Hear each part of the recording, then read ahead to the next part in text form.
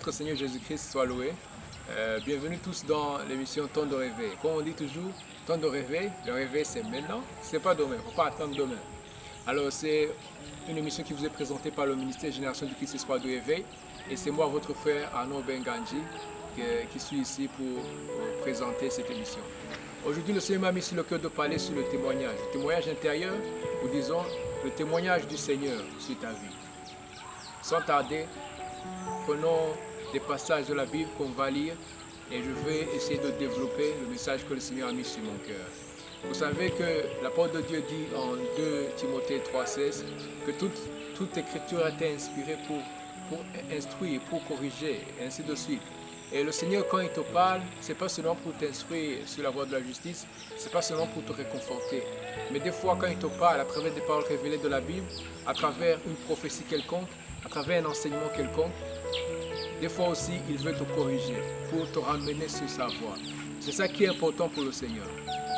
Il disait dans les prophètes, qu'est-ce que j'attends de mes prophètes? N'est-ce pas que je veux que mes prophètes ramènent mon peuple vers moi?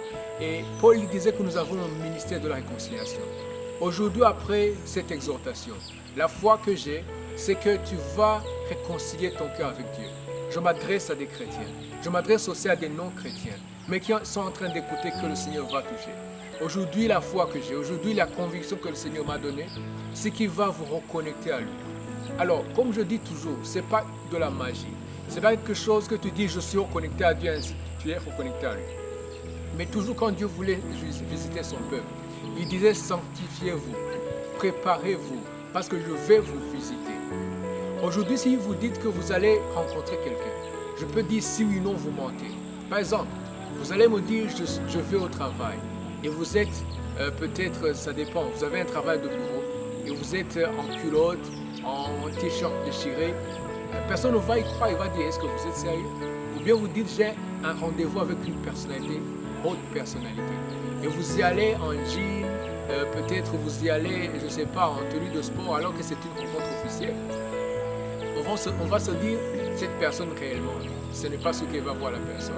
Selon l'endroit où vous allez, selon l'objectif que vous avez, ça va changer votre façon de vous tenir, ça va changer votre accoutrement, ça va changer aussi même votre langage. La façon dans laquelle vous parlez avec des amis, ce n'est pas la façon dans laquelle vous allez parler avec d'autres personnalités. Vous ne pouvez pas dire que vous vous attendez à Dieu si vous ne laissez pas le Seigneur vous sonder et vous ramener à sa voix. Souvent on peut proclamer des choses, souvent on peut confesser des choses, mais si ces choses ne sont pas conformes à la réalité, alors là il y a un problème. Le Seigneur nous avait promis la victoire sur le péché, sur le diable, sur n'importe quelle chose, sur le monde. Et cette victoire, ce n'était pas une parole en l'air. C'était quelque chose pour laquelle il était mort. Il était ressuscité. Il allait monter au ciel. Il leur avait dit que tout pouvoir lui avait été donné. Alors si le pouvoir a été donné à celui que tu dis être ton maître et que tu subis des échecs chaque jour, chaque instant, alors il y a un problème sur ta vie. Il y a un problème entre celui qui pourvoit la victoire et toi qui cherches la victoire. Normalement, la victoire, elle a été pourvue par le Seigneur. Mais est-ce que vraiment tu es dans la bonne position pour en disposer? J'aimerais qu'on lise des passages que le Seigneur m'a inspiré à partager avec vous pour ce matin. J'aimerais qu'on commence en Luc. Luc 3e chapitre, le verset 22. Prenons le verset 21. Tout le peuple se faisant baptiser, Jésus fut aussi baptisé, et pendant qu'il priait, le ciel s'ouvrit. Et le Saint-Esprit descendit sur lui sous une forme corporelle comme une colombe. Et une voix vint, se fit entendre du ciel ces paroles: Tu es mon fils bien-aimé, en toi j'ai mis toute mon affection. Lisons la première épître de Jean, le 3e chapitre. Allons au verset 20. Car si notre cœur nous condamne, Dieu est plus long que notre cœur et il connaît toutes choses. Bien-aimés, si notre cœur ne nous condamne pas, nous avons de l'assurance. Prenons aussi Psaume, le verset 139, le chapitre 139, le verset 23. Sonne-moi, ô Dieu, connais mon cœur, prouve-moi et connais mes pensées. Regarde si je suis sur une mauvaise voie et conduis-moi sur la voie de l'Éternel. Que le Seigneur Jésus-Christ soit loué. Vous savez, la Bible nous montre comment le témoignage des hommes est important. La parole de Dieu, elle dit que la bonne réputation vaut mieux que des trésors. Mais ici, je vais vous parler d'un autre témoignage. Vous voyez Jésus-Christ, quand il venait d'être baptisé, le ciel a témoigné pour lui. Voici mon fils bien-aimé en qui j'ai mis toute mon affection. Peut-être que des gens te connaissent comme une personne bien. Peut-être que des gens te connaissent comme quelqu'un qui sert à Dieu, qui chante pour le Seigneur, qui prie, qui prêche. Mais j'ai une question pour toi. Est-ce que le ciel témoigne que tu es avec Dieu? Regarde les choses dans lesquelles tu vis dans ton cœur. Regarde comment quand tu étais sauvé, c'était fluide avec le Seigneur. Mais maintenant tu forces, tu pries en langue, mais c'est comme un forcing, il n'y a pas l'onction qui coule. Et moi j'aimerais te dire, mon frère, ma soeur, à quoi sert-il de parler des choses si Dieu n'est pas connecté à ton cœur? Est-ce que tu crois que le Seigneur il est impressionné par de belles paroles? Est-ce que le Seigneur, tu crois qu'il est impressionné par quoi? Le voleur à la croix, qu'est-ce qu'il avait? Il avait juste, Seigneur, souviens-toi de moi. Qu'est-ce qui s'est passé? Le Seigneur s'est souvenu de lui. Il n'y a pas de formule magique pour voir Dieu. Même si tu peux prier en langue et ne pas le voir, tu peux te taire et ne pas le voir. L'important, c'est que tu puisses trouver Dieu. Alors, j'ai une question pour toi. Regarde les choses dans lesquelles tu t'es enfoncé. Regarde les choses que Dieu t'a interdit, mais que tu continues à faire. Tu fais mal au cœur de Dieu. Donc maintenant tu veux des prophètes qui viennent pour te dire Dieu il est avec toi, Dieu il va te bénir. Mais de quelle bénédiction veux-tu qu'on te dise, mon frère, ma soeur? L'apôtre de Dieu, il a dit que c'est la bénédiction de l'Éternel qui l'enrichit. Et il ne l'a fait sur d'aucun chagrin. Comprends, la bénédiction, ce n'est pas la richesse, mais on dit que c'est la bénédiction qui enrichit. Au fait, la richesse, c'est une conséquence de la bénédiction. Et quand on voit dans l'Ancien Testament, le Seigneur disait, je vous bénirai, vous serez féconds, vous multiplierez, ainsi de suite. Mais donc, cette bénédiction était basée sur la relation qu'ils avaient avec le Seigneur. Regarde comment tu dis que tu as du travail, mais que tu manques juste des heures de passer devant la présence de Dieu. Tu dis que tu sers à Dieu. Je dis à une personne qui m'écoute, tu prêches, tu voyages pour prêcher, mais où est Dieu dans ta vie? Regarde comment tu ne pries même plus. Regarde comment tu es éloigné de Dieu. Regarde comment tu es tombé dans des mauvaises choses, mais en cachette, mais personne ne voit. Mais Dieu, il le voit. Regarde comment tu peux prophétiser. On peut prophétiser. Je suis même un prophète. Je peux te dire des messages, alors que mon cœur peut être éloigné de Dieu. J'aimerais te demander où est Dieu dans ta vie, où est Dieu dans ton cœur. Quel est le témoignage du Seigneur dans ton cœur?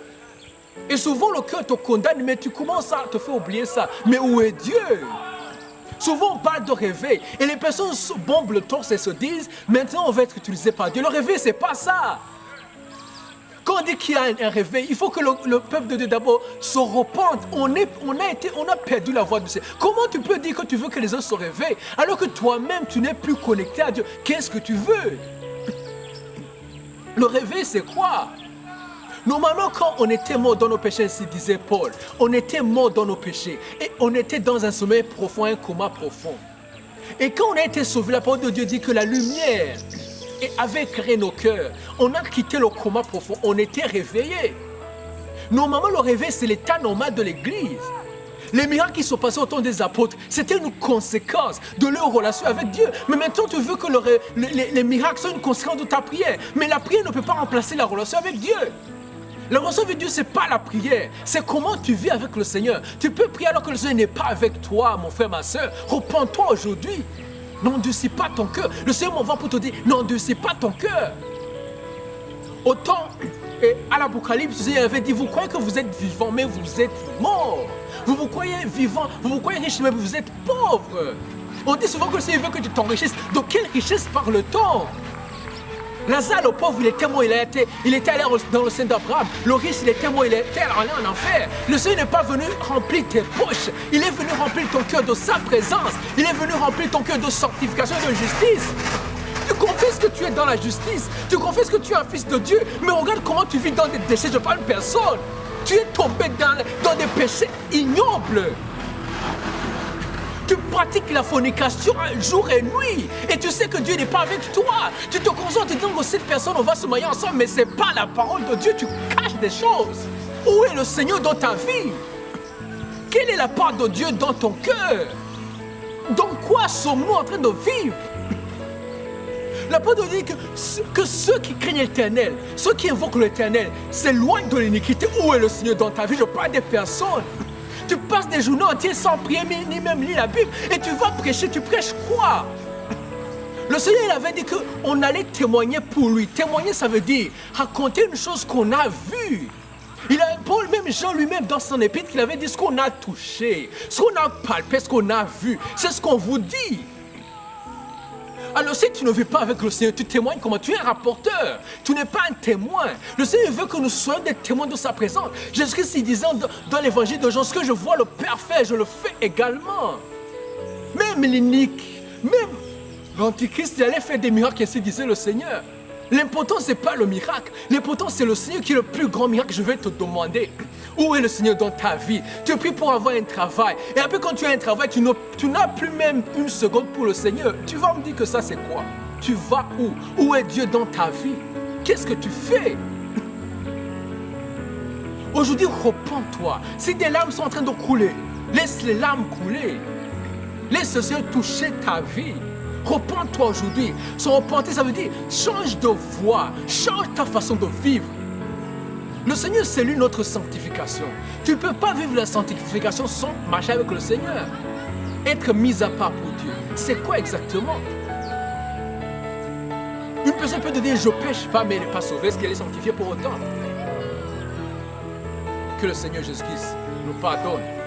Que le Seigneur Jésus-Christ nous visite. Seigneur, touche chaque personne qui m'écoute. Seigneur, touche chaque personne qui m'écoute. Cette personne qui sent et remonte dans son cœur. Touche-la, Père. Change-la. Je sais que ta parole, elle est véritable. Toutes ces personnes qui prennent la voie large, mais qui vont en enfer, Seigneur, je prie en cet instant que ton esprit puisse les convaincre de changer, de se tourner vers toi. Seigneur, je prie pour chaque personne qui m'écoute. Comme le Seigneur, toi-même, tu avais prié pour tes disciples. Ainsi, je prie, Seigneur, aie pitié de nous, Seigneur. Miséricorde sur nos cœurs, Seigneur. Miséricorde sur nos vies, Seigneur. Miséricorde sur nos âmes, Seigneur. Aujourd'hui, que chaque personne qui m'écoute prenne la voie de marcher avec Dieu. Que chaque personne qui est en train d'écouter ce message prenne la décision de suivre le Seigneur. Je prie pour ces personnes qui sont en train d'être séduites, Seigneur. Ces personnes qui rencontrent des relations mauvaises. Ces personnes qui reçoivent des promesses de corruption. Je prie pour ces personnes qui sont déjà corrompues. Ces personnes qui ont choisi la facilité. Visite-les, Seigneur. Touche-les. Seigneur, ramène ta présence. Donne nos cœurs, Seigneur, à être dévoués à toi. Maintenant, toi qui m'écoutes, touche ton cœur. Seigneur, je prie pour chaque personne qui m'écoute, au nom puissant de Jésus-Christ. Touche cette personne. Dans le nom puissant de Jésus-Christ, que chaque chaîne tombe. Que son esprit soit léger pour communier avec toi. Je reconnecte cette personne au ciel, Seigneur. S'il te plaît, transforme-la, Seigneur. Seigneur, inspire-la. Ta parole dit que ton esprit allait nous convaincre de péché, convaincre le monde de péché. Convainc chaque partie du monde qui est dans nos cœurs qu'on est dans le péché, Seigneur. Et ramène-nous sur la voie de la justice. Je prie pour chaque personne, au nom puissant de Jésus-Christ, que toute maladie soit guérie, que toute maladie quitte au nom puissant de Jésus-Christ. Mais surtout, que tu connectes chaque personne à toi. Au nom puissant de Jésus-Christ, sois enveloppé par la présence du Seigneur. Sois enveloppé par la vie du Seigneur. Qu'une flamme de feu descende sur toi et que tu sois vivifié, fortifié afin de marcher avec lui. Temps de réveil. Réveille-toi. Que le Seigneur Jésus-Christ soit loué. Le réveil, c'est maintenant, c'est pas demain. Juste aujourd'hui, si tu entends sa voix, décide de te réveiller. Que le Seigneur Jésus-Christ vous bénisse, vous qui m'avez écouté.